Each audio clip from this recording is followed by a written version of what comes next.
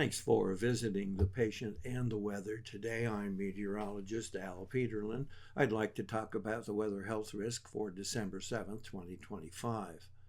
We do keep additional graphics available at tpatw.com. And if you're an Amazon shopper, we have a storefront, Patient Weather, on Amazon. And if you do your Amazon purchasing through our storefront, it does support Patient Weather. Looking at the surface map for December 7th, that day that should live in infamy, we have high pressure literally from the Rockies to the Appalachians with a massive front, cold front, stationary front, warm front, a mixture running all the way from Montana, all the way down to extreme West Texas, curving back up through Louisiana, up through Nashville, back up through Albany, New York.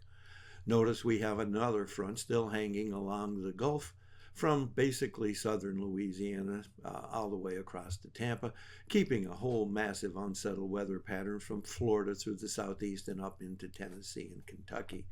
And note we do have the atmospheric river starting to return back to the Pacific Northwest with rain on the west, snow in the elevations, and still some lingering snow up here in the northern plains and up in New England.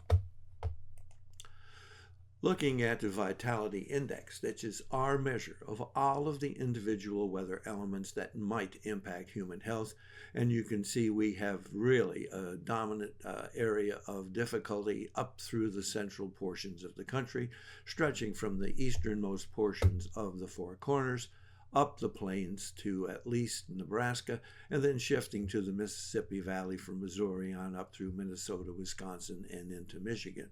Note we also have a swing back all the way through back into Maine, but leaving much of the east a little bit settled, and you can't yet see the activity that's happening where the atmospheric river will be coming back to the Pacific Northwest. And again, back to rising pressure, because pressure is one of those issues that are significant for many people. We have massively rising pressure all the way from the Rockies up to almost into the Appalachians, leaving, of course, the southeast.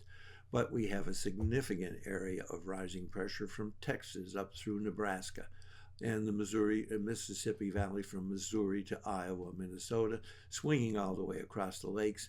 And once again, that high pressure is swinging back to the east, picking up Maine as it exits out to the Atlantic. Temperature change is relatively interesting, but the bitterly cold air still hangs on through much of the east.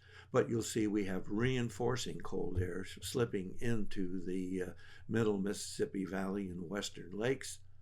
Note we have a little bit of warming up here in Montana and the northern plains, and of course maintaining some warmth here in Louisiana and along the Gulf. Dew point temperature reflects very much the same thing, with falling dew point temperatures up the plains, just a touch of warming here in Montana, another whole touch of warming holding on in the southeast, and the vapor pressure map really just confirming much the same thing, although it is intensely warming and unsettled here in the Gulf.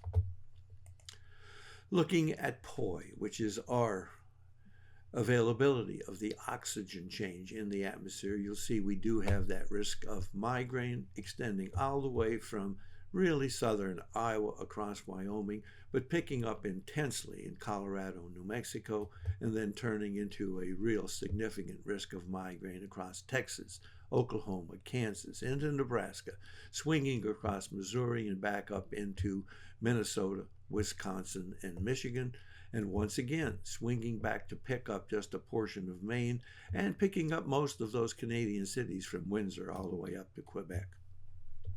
Looking at asthma and arthritis, we'll start in Montana, and that is the central and easternmost sections of Montana, picking up western North Dakota, South Dakota, and jumping all the way back down to the southeast with that unsettled weather from Louisiana up into Tennessee, Kentucky, across Mississippi, Alabama, and picking up just the southernmost extremes of Georgia and almost all of northern Florida.